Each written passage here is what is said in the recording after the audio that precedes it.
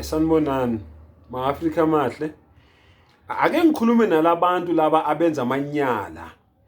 Wena uzobona ukuthi mapha amanyala, kunamanyala la engizowabala manje. Uzobona ke wena ukuthi mapha amanyala wena owenzayo. Leviticus 18 iverse 4. Nenze izahlulelo zami, nigcine imithetho yami ukuba nihambe ngayo. NginguJehova uNkulunkulu wenu. Ngaloko anogcina izimiso zami nezahlulelo zami, uma umuntu ezenza uyakuphila ngazo. NginguJehova. Makungasondeli muntu kowakubo ukwambula ubunqunu bakhe. NginguJehova.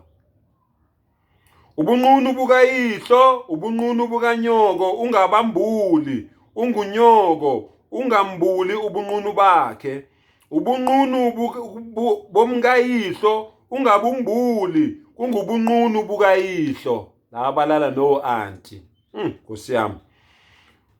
Ungambuli ubunqunu bukadadewenu, indodakazi kayihlo noma indodakazi kanyoko, noma ezelwe kini noma ezelwe kwelinye.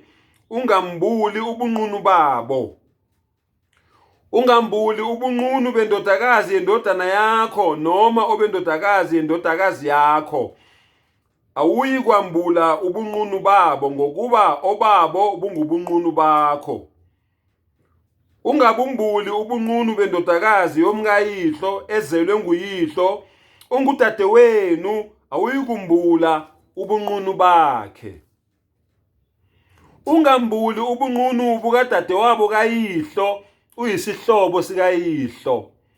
Ungambuli ubunqunu bukadadewabo kanyoko, ngokuba uyisihlobo sikanyoko.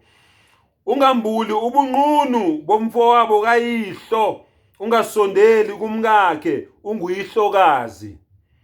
Ungambuli ubunqunu bukamolokazana wakho, ungumkandodana yakho, awuyi kwambula ubunqunu bakhe. Ungambuli ubunqunu bukamfowenu, kungubunqunu bomfowenu.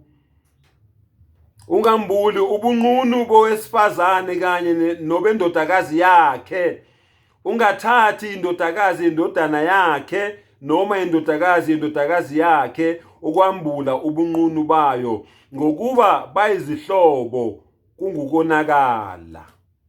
Ungizwile kungetshe. Konakala yonke lento ebalwa la.